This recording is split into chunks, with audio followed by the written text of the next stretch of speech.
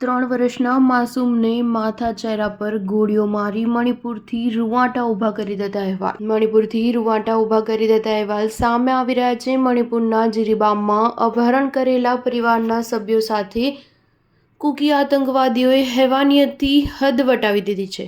તેનો સંપૂર્ણ અહેવાલ પોસ્ટમોર્ટમ બાદ સામે આવ્યો છે. આતંકવાદીઓએ 3 વર્ષના બાળકને પણ નહોતો છોડ્યો. અહેવાલ પ્રમાણે બાળકને પણ એવું મોત આપવામાં આવ્યું હતું જેવું માણસ તેના દુશ્મનને પણ નથી આપતા. પોસ્ટમોર્ટમ રિપોર્ટ પ્રમાણે 3 વર્ષના માસૂમ બાળકને માથા અને ચહેરા પર ગોળી મારી હતી.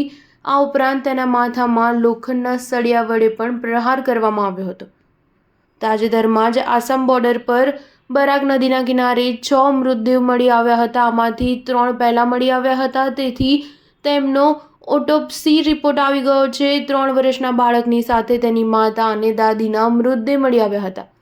રિપોર્ટમાં જાણવા મળ્યું છે કે માતા અને દાદીના શરીર પર પણ ગોળી અને ઈજાના નિશાન હતા. વિસરા રિપોર્ટની કેમિકલ અને એનાલિસિસ રિપોર્ટ હજુ આવી નથી. આવી સ્થિતિમાં મોતનું કારણ જાણી શકાયું નથી. બાળકની માતાને છાતી અને પીઠમાં ગોળી વાગી હતી. બીજી તરફ દાદીની છાતી, ખોપડી, પેટ અને હાથ પર ગોળીના નિશાન આવ્યા છે.